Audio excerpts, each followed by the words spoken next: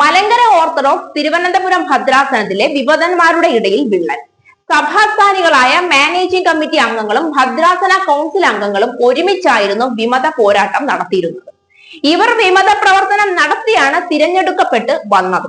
ഭദ്രാസനത്തെയും ഭദ്രാസന മെത്രാപ്പൊലീത്തായെയും കുറ്റം പറഞ്ഞും ആക്ഷേപം പറഞ്ഞും കുത്തിത്തിരിപ്പ് നടത്തിയുമാണ് പള്ളികളിൽ നിന്നുള്ള പ്രതിനിധികളുടെ വോട്ടു നേടി ജയിച്ചു വന്നത്. പക്ഷേ എന്തു ചെയ്യാം, ഇപ്പോൾ വിമത ഗ്രൂപ്പിൽ വിള്ളലുണ്ടായി. പലർക്കും ഒത്തൊരുമയില്ല. അതിന്റെ ഒരു ഉദാഹരണമാണ് ദേവലോകത്ത് സമരത്തിന് പോയപ്പോൾ എല്ലാവരും ഇല്ലാതിരുന്നത്. മാനേജിംഗ് കമ്മിറ്റി അംഗങ്ങളിൽ ഒരു വൈദികനും അൽമായനും എന്നീ രണ്ടുപേരും ഭദ്രാസന കൗൺസിലിലെ ഒരു വൈദികനും അൽമായനും ഇല്ലായിരുന്നു. കൗൺസിലിലെ അൽമായനെ ഒഴിവാക്കിയതാണ് കാരണം അയാൾ കത്തോലിക്ക ബാവയ്ക്കെതിരെ ഹൈക്കോടതിയിൽ വരെ കേസും കൊടുത്തിട്ടിരിക്കുന്നയാളാണ്.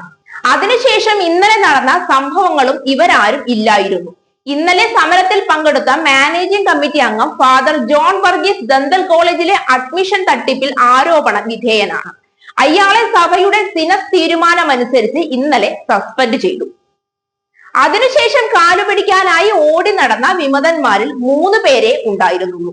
കൂടെയുള്ളവരെ പോലും സംരക്ഷിക്കാൻ കഴിയാത്ത വിമതന്മാർക്ക് എങ്ങനെ മറ്റുള്ളവരെ സംരക്ഷിക്കാൻ പറ്റും? ജോൺ വർഗീസ് പാതിരിയുടെ അവസ്ഥ മറ്റുള്ളവർക്ക് വന്നാൽ ആര് സംരക്ഷിക്കും?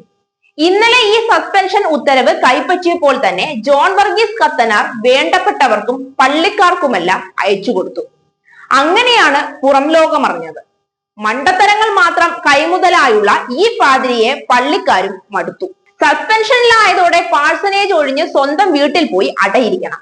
ഒരു പള്ളിയിൽ പോലും പോയി കുർബാനയിൽ പങ്കെടുക്കാൻ പറ്റുകയില്ല. മാനേജിംഗ് കമ്മിറ്റിയിൽ പോകാൻ പറ്റുകയില്ല. എന്തിനേറെ തലയിൽ മുണ്ടുമിട്ട് വേണം പുറത്തിറങ്ങാൻ. ഈ സസ്പെൻഷൻ ഉത്തരവ് സ്വന്തമായി പുറത്തുവിട്ട് ധീരത കാണിച്ചത് കത്തനാർ തന്നെയാണ്. അതൊരു ഓൺലൈൻ മാധ്യമം റിപ്പോർട്ട് ചെയ്തു.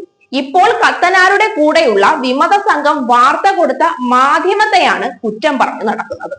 ഏതായാലും ജോൺ വർഗീസിന്റെ സസ്പെൻഷൻ ഒരു മുന്നറിയിപ്പാണ്. വിമത പ്രവർത്തനം ഒന്നിനെയും നന്നാക്കുന്നില്ല, നശിപ്പിക്കത്തേയുള്ളൂ.